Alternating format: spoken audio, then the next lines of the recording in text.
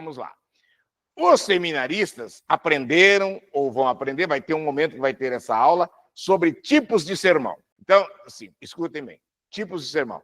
Sermão textual. Sermão expositivo. São os dois principais tipos de sermão. E aí perguntam, não é tão raro perguntarem para mim nas viagens, escuta, qual é o melhor tipo de sermão? É expositivo ou é textual? E a minha resposta, invariavelmente, não existe melhor tipo de sermão. Aquele que o Espírito Santo tocou no seu coração e te levou a preparar, aquele é o melhor sermão. E ele pode ser expositivo. Então, como é que eu vou dizer? Temático, não é? Por expositivo eu quero dizer, hoje nós vamos pregar sobre a fé. Então, eu vou procurar vários textos da Bíblia que tratam da fé. Hoje nós vamos pregar sobre a volta de Cristo. Então, os vários textos da Bíblia que falam da volta de Cristo. Hoje nós vamos pregar sobre a comunhão cristã dos salvos. Então, esse seria um sermão temático, um sermão expositivo. E um sermão textual? Eu pego um texto bíblico e vou desenvolvendo reflexões, meditações em cima dele. Estou falando isso para lhes dizer que o estudo na Epístola aos Hebreus não é bem nenhum nem outro. É uma mescla, é uma mistura. Por quê? Porque nós, analisando textos, nós vamos abordar temas distantes um do outro. Por exemplo, se o Senhor Deus permitir, tudo isso é só uma introdução para agora, então eu preciso de tempo, e eu vou parar de introdução. Mas se o Senhor Deus permitir, nessa manhã, se houver tempo, nós vamos ter que ler um texto que fala que Jesus se assentou à destra de Deus Pai. Mais lá na frente. E aí, irmãos, daqui desse grupo, oriundos da Igreja Adventista do Sétimo Dia, é só nossa irmã doutora Ivete e eu. Mas eu sei que dos irmãos à distância, há alguns que são oriundos da Igreja Adventista. E então, quando lermos aquele verso que diz que ele assentou-se à direita de Deus Pai, é inevitável fazer um link com aquilo que nós aprendemos quando estávamos lá, irmã Ivete, na Igreja Adventista. Porque lá nós aprendemos que Jesus, no dia 22 de outubro de 1844, saiu do lugar santo e entrou no Santo dos Santos.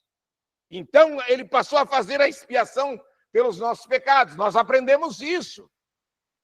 Pergunta para um irmão oriundo da Igreja Adventista, mas o que estava Jesus fazendo durante 1810 anos, contando que ele subiu ao céu no ano 34, 34 mais 1810 dá 1844.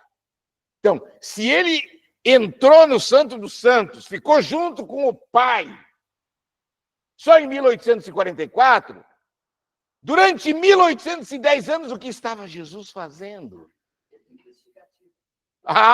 Sim, a Mariângela, a nossa presidente, já soprou aqui, nem todos ouviram. Ele estava fazendo o juízo investigativo, dizendo, onde está isso na Bíblia, Mariângela? Não tem nenhum texto bíblico que diga isso. Bom, mas os irmãos estão percebendo que fazendo o estudo da forma como nós pretendemos, a gente vai ter que abordar temas distintos, mas que devem servir para a nossa edificação. Com isso eu estou dizendo, irmãos, que o sermão deve ter um aspecto devocional, é a finalidade número 1 da pregação, mas ele pode ter um conteúdo doutrinário, de ensinamento doutrinário. Se a gente conseguir juntar essas duas finalidades, estaremos alcançando o objetivo. Tá bom? Vamos começar? Hebreus 1, verso 1. Algum irmão presente ou algum irmão à distância gostaria de ler? Não dá. Não dá porque os presentes daí não vão ouvir lá. Então eu leio. Olha, eu gosto de uma versão antiga, mas eu estou com a NAA aqui, eu vou ler na NAA. Mas eu me lembro, eu era assim, adolescente, e eu ouvia o meu pai lendo e eu ia ler também. E o meu pai lia com voz com ênfase, havendo Deus outrora falado antigamente de muitas maneiras, assim lia o meu pai. Bom, mas deixa eu ler na NA. Antigamente, Deus falou muitas vezes e de muitas maneiras aos pais pelos profetas, mas nestes últimos dias nos falou pelo Filho, a quem constituiu herdeiro de todas as coisas e pelo qual também fez o universo. Bom, depois nós vamos continuar lendo, temos que continuar lendo, nós temos que ir pelo menos até o verso 3, até o verso 4. Irmão, o senhor pode repetir o versículo, por favor? O capítulo? O irmão pode repetir o capítulo e o versículo? Que falhou a internet. Hebreus, capítulo 1, versículo 1. Obrigado. Hebreus, capítulo 1, versículo 1. Bom, mas nós vamos analisar esses versos. Eu só fiz a leitura do verso sem fazer análise. Antes, irmãos, nós precisamos de algumas informações. E eu vou tentar passar com os irmãos estas informações. Vamos lá. Quem é o autor da Epístola aos Hebreus? Boa pergunta! Sabe por que é boa pergunta? Porque ninguém sabe quem é o autor da Epístola aos Hebreus. Quer dizer, ninguém não. Os irmãos adventistas sabem. Porque a senhora White disse que é Paulo. Tá? Mas, sinceramente, ninguém sabe quem é o autor da Epístola aos Hebreus. Os pais da igreja eram os continuadores na liderança da igreja depois da morte do último apóstolo. O último a morrer foi João, em torno do ano 100. Depois do ano 100, a igreja cristã passou a ser dirigida pelos pais da igreja. E aí nós temos vários nomes de pais da igreja. Clemente de Alexandria, Clemente de Roma, Inácio de Antioquia, Policarpo de Esmirna, Orígenes, Tertuliano. Eu citei meia dúzia, me veio na mente. É muito mais. Tá? Então, a igreja cristã passou a ser dirigida por esses homens que a história eclesiástica passou a chamá-los de pais da igreja. Sabem como é que eu entendo? Para mim, facilita a compreensão sobre pais da igreja. Outro dia eu estava com a minha Maria Luísa, ela está lá na salinha do lado, e nós vendo qualquer coisa daquela The Chosen, tá? Da série. E ali no The Chosen diz que Jesus tinha alunos, aqueles que nós chamamos de discípulos. Discípulo é aluno, né? Mas a gente se converteu, se tornou crente e fala dos discípulos. Ninguém fala os alunos de Jesus. E no The Chosen, eles são apresentados como alunos de Jesus. E aí eu falei para Maria Luísa, então, olha, sabe, Jesus tinha aluno. Então ele era professor? Sim, ele era professor. Olha aí, ó, pastor André. Quem mais é professor aí? O Adilson é professor? Deve ter mais alguém, professor. O Altamiro é professor, olha só. Olha, tá lá o Altamiro. Então, irmãos, eu disse para minha pequena de 8 anos, Jesus tinha alunos. E ela disse, então ele era professor? Sim, ele era professor. Então, por que eu estou falando isso? Porque os discípulos eram os alunos de Jesus. Jesus morreu, foi sepultado, ficou 3 dias e 3 noites, ressuscitou, ficou mais 40 dias por aqui e foi embora. Lembram do relato de Atos? Eles estavam em determinado lugar e dali a pouco Jesus foi levantando, foi se distanciando, e eles olhando, apavorados, atônitos, diz o texto sagrado. E aí o anjo aparece. Varões galileus, por que estáis olhando para as alturas? Dá para imaginar a cena, né? Não precisa ser pintor, dá para imaginar a cena. Eles estão ali olhando, erguendo a cabeça, não dá para esticar mais. E ele vai subindo, vai se distanciando, e o anjo diz, por que estáis olhando para as alturas? Esse Jesus que dentre vós foi assunto ao céu, virá do mesmo modo como o viste subir. Bom, mas eu estou contando isso, irmãos, para nós nos situarmos no tempo. A igreja que Cristo fundou foi liderada por Cristo até aí. até a Assunção, e depois Jesus veio para o céu. Quem dirigiu a igreja? Quem tocou a igreja, presidente da igreja? Os alunos de Jesus, os discípulos, os apóstolos. Hoje de manhã, brilhantemente, o irmão Marcos ministrou o estudo bíblico, e a irmã, acho que Zefinha, fez a pergunta lá sobre se conheciam as profecias messiânicas e tal, e tal, e tal, e tal. Só para dizer isso, é uma discussão legal, pode ser objeto num outro estudo bíblico, ou até numa das reuniões, mas Paulo, o Saulo que se tornou Paulo, ele não era dos alunos, ele não era dos 12, tá certo? E mais, Judas se perdeu, né? E eles, os outros alunos se reuniram, os discípulos se reuniram para escolher um substituto para Judas. E foi escolhido, o livro de Atos narra isso. Lembram do nome? Matias. Então, irmãos, na narrativa... Agora que eu vou falar vai dar nó na cabeça, porque eu vou falar e não vou destrinçar. Vai ficar para um outro momento. Mas vou falar. Matias foi o escolhido para substituir Judas. Mas, na prática, a teologia cristã é unânime. Quando eu falo teologia cristã, estou falando teologia católica, eu estou falando teologia luterana, presbiteriana, metodista, batista, adventista, assembleiana. A teologia cristã é unânime em dizer que Paulo foi o real substituto de Judas. E Paulo se apresenta como apóstolo. Então, administrativamente falando, a escolha caiu em Matias. Quem foi Matias? O que a Bíblia traz mais sobre Matias? Quem foi Paulo? Irmãos, o Novo Testamento tem 27 livros. Metade foi escrito por Paulo. 13 epístolas. E se nós acharmos que Hebreus também foi, então é mais da metade, daí serão 14 dos livros do Novo Testamento escritos por Paulo. Bom, eu criei uma pulga atrás da orelha, né, quando eu disse que a escolha foi Matias, mas tem-se que foi Paulo. Só mais uma coisinha sobre Paulo o apóstolo. Irmãos à distância, vocês já leram, já ouviram, e vai valer a repetição.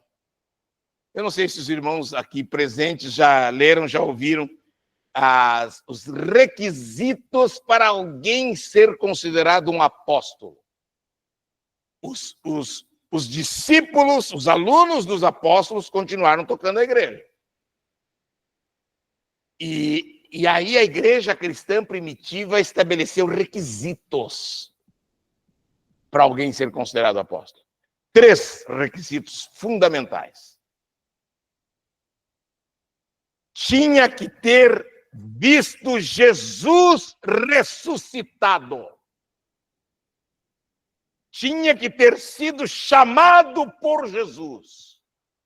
Direto chamado por Jesus. E tinha que ter sido objeto, instrumento de um grande sinal, prodígio, maravilha incomum. Eram esses 3 requisitos. Por isso eu me assusto quando eu vejo pregadores modernos se autodenominando apóstolos. Sabe por que me assusto, irmãos? Porque a igreja cristã tem Cristo como pedra angular, mas ela está fundada nas colunas, e as colunas são os apóstolos. Agora, se o pastor André atribui para ele o título de apóstolo, não, ele é mais modesto. Ele deixa que eu atribua a ele o título de apóstolo. E eu também sou modesto, eu não me atribuo, mas a gente faz um troca-troca, e ele me atribui o título de apóstolo. O que isso significa, pastor André e eu sendo apóstolo? Que nós somos fundamento da igreja. Que aquilo que nós falarmos, está falado, foi Deus que falou. E ninguém pode contestar. Dá para aceitar esses apóstolos modernos, pastor André? Jamais! Agora, E por que nós aceitamos Paulo? Será que ele preenche aqueles 3 requisitos que eu falei? Certamente! Paulo, quando era Saulo, ele viu Jesus na estrada de Damasco. Ele caiu. A gente fala que ele caiu do cavalo. Não está escrito na Bíblia que ele estava montado num cavalo. Mas ficou, a gente fala isso. A gente fala que Saulo caiu do cavalo, como a gente fala que Eva comeu a maçã. Onde é que está escrito que foi maçã? Mas ficou essa tradição. E cá para nós, não há mal nenhum em achar que foi do cavalo, que foi do camelo, que foi do jumento. Fala, Rodolfo.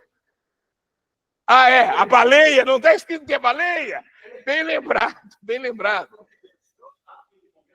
Um grande peixe, mas a gente convencionou a chamar que é baleia. Bom, não há mal nenhum nisso, tá, irmãos? Eu só estou fazendo um alerta que esses costumes não estão na Bíblia. É coisa da nossa cabeça, não é da nossa. Os nossos antepassados colocaram assim, a gente fica repetindo. Mas vamos lá. Saulo foi chamado direto por Cristo. Quando ele caiu na estrada de Damasco e pergunta: quem és tu, Senhor? A resposta foi: eu sou Jesus, a quem tu persegues. Aí, então ele viu Jesus. E quando ele viu Jesus, Jesus já estava ressuscitado. Ó, ver Jesus ressuscitado. Ser chamado por Jesus. Importa que aprenda quanto tu vais padecer por mim. Houve um chamado. Eu te constituí. Então, o chamado por Jesus. E sinal de maravilha, prodígio. Muitos. Eu estou lembrando de um. O Eutico. Paulo pregou mais longo do que eu prego.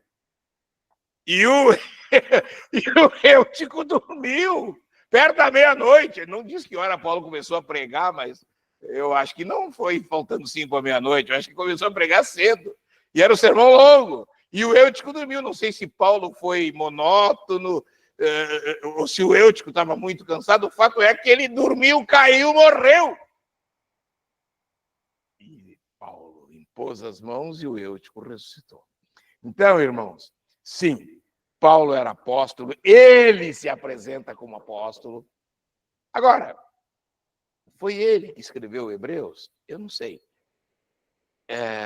Eu discordo de algumas doutrinas adventistas, particularmente eu discordo. Mas com relação à autoria de Hebreus, eu lhes confesso que eu sou inclinado a aceitar que foi Paulo.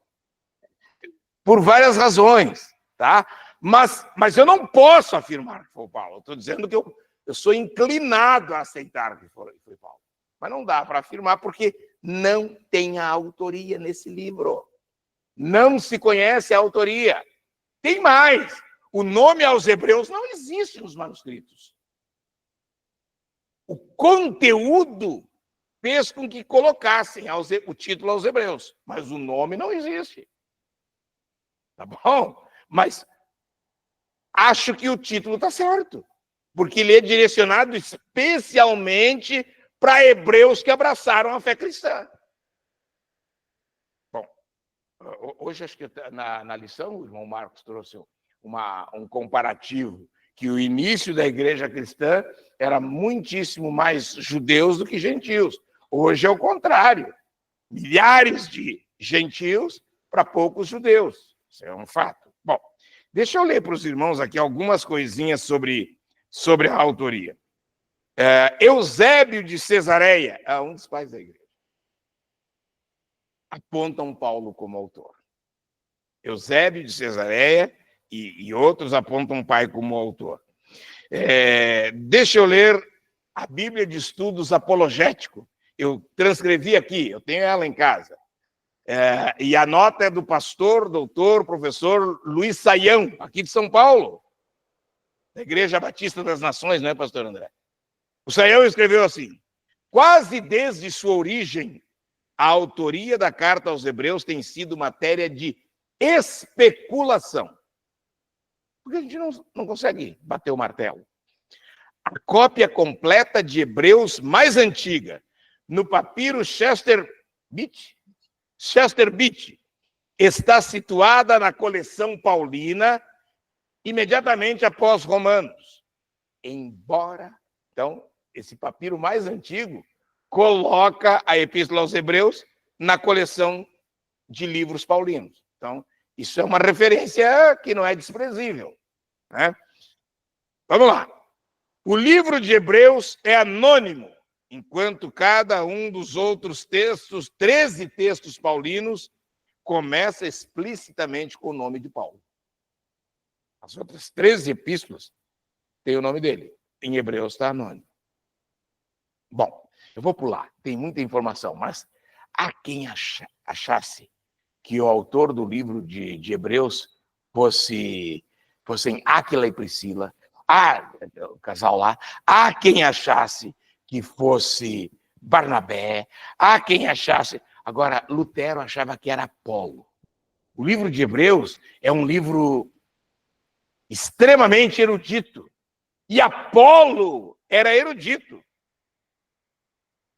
Tá bom? Então, é algo para se pensar. Aliás, eu tenho um texto de Lutero aqui que eu quero ler para os irmãos.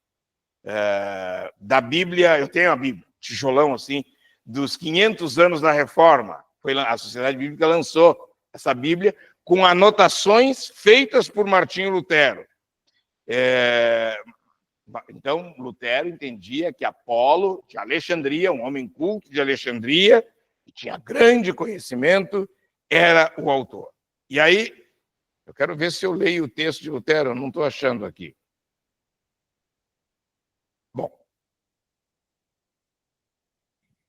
basta dizer que o texto é grande, vai gastar o nosso tempo. Eu tenho escrito, posso passar para os irmãos aqui. Mas a ideia de Lutero é que era Apolo. Quem eram os destinatários? Já falei para os irmãos, o título aos Hebreus não consta do manuscrito, mas é evidente que os destinatários eram os destinatários primeiros. Primeiros, eu já vou dizer por que primeiros. Os destinatários primeiros eram judeus convertidos à fé cristã. Por que primeiros? Porque o Paulo, em Romanos 15, 4, diz assim: porque tudo quanto dantes foi escrito, para o nosso ensino foi escrito. Então, os destinatários primeiros eram os judeus convertidos ao cristianismo. Mas os destinatários sou eu, são vocês, somos nós. Todos nós somos destinatários. Aí eu queria falar uma coisa. O título desse estudo aos Hebreus, se a gente pudesse pegar os 13 capítulos de Hebreus e condensar numa frase, eu condensaria assim: a supremacia de Cristo sobre o sacerdócio da antiga aliança. A supremacia da nova aliança sobre a velha, a antiga aliança. Porque o autor de Hebreus, o tempo todo, vai fazendo esse comparativo. Velha aliança e nova aliança. E aí me vem, irmãos, duas expressões. Vocês me perdoem, elas são técnicas de teologia, mas eu acho que é conveniente falar, pastor André. As duas expressões são tipo e antítipo. Os irmãos já leram isso, principalmente os irmãos que vieram da igreja adventista. Lá se usa muito essa expressão, porque os adventistas estudam com um pouco mais de profundidade sobre o ritual do santuário. E aí, ao estudar o ritual do santuário, fala-se em tipo e antítipo. Vem a pergunta: o que é tipo e o que é antítipo? Então vamos lá. Tipo é uma figura, um desenho daqui. Só os mais velhos são do tempo das tipografias, as gráficas. E eu não sei dos mais velhos quantos entraram numa gráfica. Eu entrei. E lá os tipógrafos pegavam as letras chumbinho, letra A, letra C, e juntavam para fazer uma palavra. Já pensaram como era terrível para fazer um jornal? Mas muito tempo para montar um do outro. E aí, no papel com tinta e a máquina bobina ia vomitando o jornal pronto lá do outro lado. Tipo, a ideia de tipo é isso, é uma figura da qual sai todas as demais. Então, em teologia, tipo é uma figura, uma sombra, um desenho de algo que vai acontecer, de algo real. O tipo é só figura. O real pode vir a acontecer. Então, vamos lá. Tipologia no Velho e no Novo Testamento. Tipo e antítipo. No Velho Testamento, Moisés, dirigido por Deus, orientou o povo a sacrificar o cordeiro para expiar seus pecados. Então, o cordeiro era um tipo. O cordeiro era uma sombra do que viria. Veio ou não veio? João Batista, a comitiva de João se encontra com a de Jesus, para uma diante da outra, e João diz: eis o Cordeiro de Deus que tira o pecado do mundo. Então, lá em Moisés, lá no ritual do velho, antigo santuário, o cordeiro era um tipo, era uma sombra do verdadeiro Cordeiro de Deus que tira o pecado do mundo, que viria, Jesus. Então, Jesus é o antítipo. Antítipo é a concretização do tipo. O tipo é profético. O antítipo é presente, é real. Está claro isso? O tipo é futurístico. O antítipo acontece. Isaac é visto como tipo de Cristo. Isaac, traído pelos seus irmãos, vendido por moedas de prata. É um antítipo, é o tipo do antítipo que é Jesus. Eles estavam no êxodo, na peregrinação, e lá pelas tantas serpentes abrasadoras picaram os hebreus. E Deus orienta, começou a morrer gente. E Deus orienta Moisés a erguer uma serpente de metal numa haste. E quem olhasse para ela ficava curado. A serpente de metal erguida era um tipo. O antítipo é Cristo na cruz. E eu, quando for levantado da terra, todos atrairei a mim. Os irmãos estão enxergando? E há mais, irmãos. Há muito mais.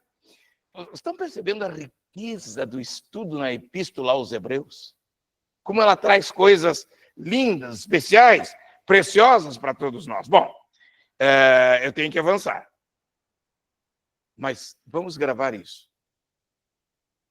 O cerne da Epístola aos Hebreus é a excelência e a superioridade de Cristo sobre todos os que vieram antes dele. E os que vieram antes dele era gente boa. Era gente grande. Moisés era grande, hein? Elias era grande. Isaías era grande. A superioridade de Cristo sobre todos. O autor de Hebreus chega ao ponto de mostrar a superioridade de Cristo sobre os anjos, pastor André. Bom, quando foi escrito Hebreus? Nós falamos da autoria, e agora, a data, quando foi escrito? Não se tem com exatidão. Se tem que é entre 60 e 70 da nossa era. E aí vamos justificar. Hebreus foi escrita num período em que cristãos e judeus estavam padecendo terrível perseguição. Falei entre 60 e 70. É só para lembrar que em 64, Nero bota fogo em Roma. Em 64. Pelo menos é o que se diz por aí, que foi ele o incendiário. E ele colocou as culpas em quem? Nos cristãos e nos judeus. E aí uma ferocíssima perseguição se desencadeou sobre cristãos e judeus. Agora, por que não teria sido escrita no ano depois do ano 70? Pensem comigo, irmãos presentes e irmãos na igreja online, irmãos à distância. Por que não teria sido escrita no ano 70? Não, eu sei que já pensaram, mas eu vou dar uma palhinha. Vamos lá. No ano 70, Jerusalém foi arrasada. Derrubaram tudo, e o templo, inclusive. Então, como é que o autor de Hebreus, fazendo os comparativos entre o ritual do santuário na antiga aliança e Cristo entrando num superior santuário, não diz nada sobre a destruição? Então, a destruição do templo de Jerusalém. Então, todas as evidências nos conduzem à convicção de que a Epístola aos Hebreus teria sido escrita antes da destruição de Jerusalém do templo, que foi no ano 70. Por isso que os historiadores situam a data da carta aos Hebreus entre 60 e 70 da nossa era. Suficiente isso, irmãos? Para mim está suficiente. Tema central, já falei, a superioridade de Cristo. Agora sim, irmãos. Agora eu achei o texto de Lutero. Lutero diz assim: o autor da Epístola aos Hebreus, seja ele quem for, seja Paulo, ou como suponho, Lutero falando, ou como suponho, Apolo, cita mais sabiamente o Antigo Testamento. Se quiseres interpretar bem e com segurança os livros de Moisés, contempla Cristo, pois este é o homem ao qual se aplica exclusivamente tudo da Antiga Aliança. Irmãos, tudo. Meus queridos irmãos originários da Igreja Adventista, não é objetivo nesse estudo, mas fica uma dica para reflexão. Nós aprendemos no ritual do santuário na Igreja Adventista que no dia da expiação, que é o Yom Kippur, 2 bodes eram levados no ritual do santuário. Um era sacrificado e o outro era solto para Azazel, no deserto. Levítico 16. Nós aprendemos, nós originários da Igreja Adventista, pastor André, aprendemos que um bode, o bode sacrificado, simbolizava Cristo. E o bode para Azazel era Satanás. Isso todo adventista aprende e ninguém questiona. Eu aprendi e não questionei. Agora eu questiono.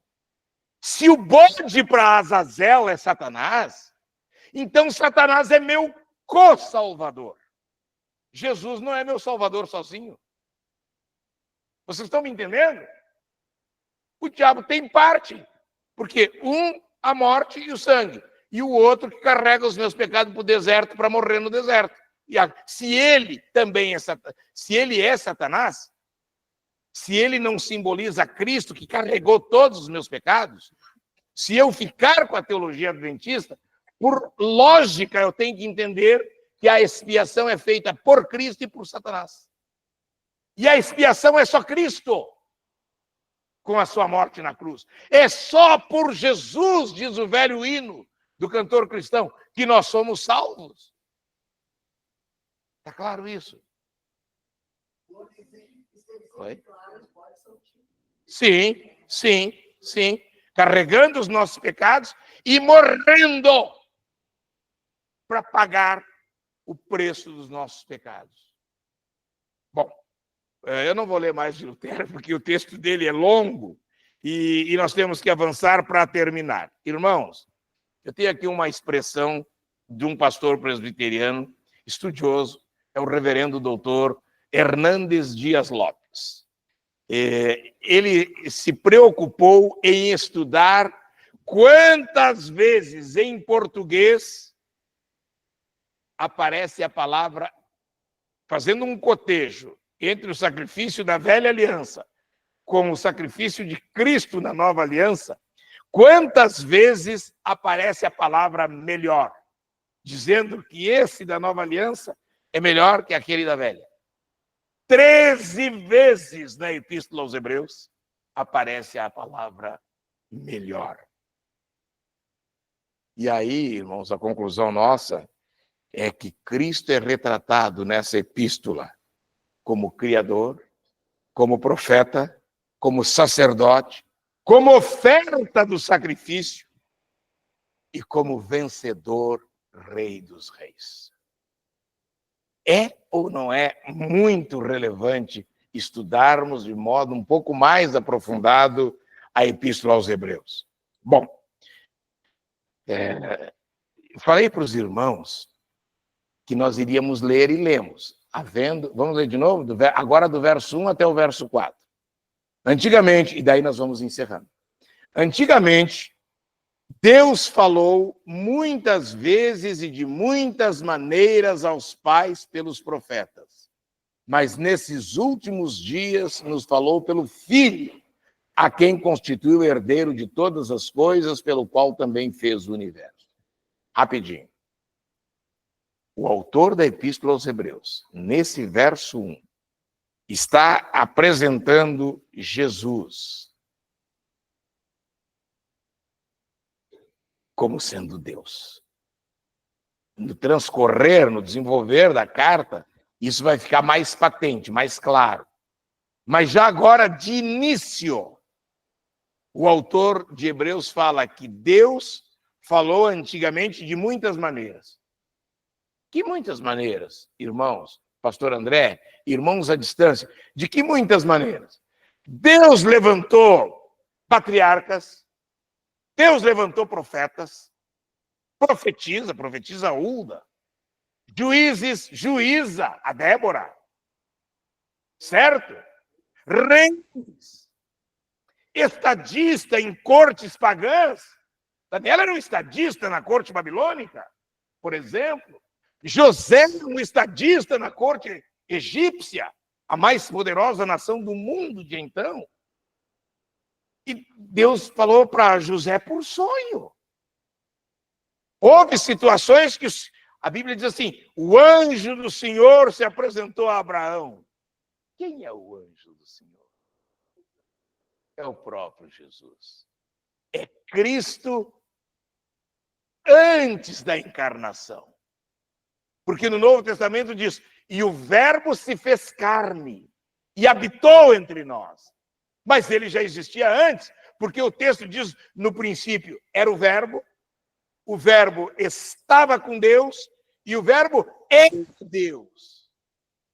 Então, Jesus pré-existe, ele existe antes da encarnação da bendita Maria. Claro, claro, claro. Tá bom? Então, com isso, estou dizendo, irmãos, o aparecimento de Deus para alguém, a teologia chama de teofania. Teodeus, faneros, manifestação, aparecimento, são duas palavras gregas. Então, teofania são manifestações de Deus. A teologia mais séria diz que as teofanias na antiga aliança eram, na verdade, cristofanias. Era Jesus se apresentando antes da encarnação. Que coisa linda aí. Deus nunca abandonou o seu povo. Deus sempre esteve com o seu povo. Quando Deus mandou fazer o santuário para Israel adorar, está escrito assim: e me farão um santuário para que eu possa habitar entre eles. Deus não resistiu ficar longe do seu povo. Como é que pessoas conseguem ficar longe de Deus? Como é que pessoas não ligam para intensificar a sua relação com Deus? Deus não aguentou ficar longe de ti e de mim. Me farão um santuário para que eu possa habitar com vocês. O Rodolfo fez assim, é isso mesmo. Na antiga aliança, era um santuário palpável. Na nova aliança, nós somos templos do Espírito Santo. O teu e o meu coração deve ser a habitação do Senhor. Irmãos, o tempo diz que eu tenho que parar e nós vamos parar. mas não terminou. Já foi adiantando. Não terminou. Mas nós vamos parar, sim, por aqui, e quando retomarmos, permitindo Deus, retomaremos daqui. Não temos pressa. Mas que o Espírito Santo, irmãos, nesta manhã, tenha falado ao meu coração, ao teu coração, ao coração dos irmãos que estão à distância, para entendermos que Cristo precisa ser tudo em nós.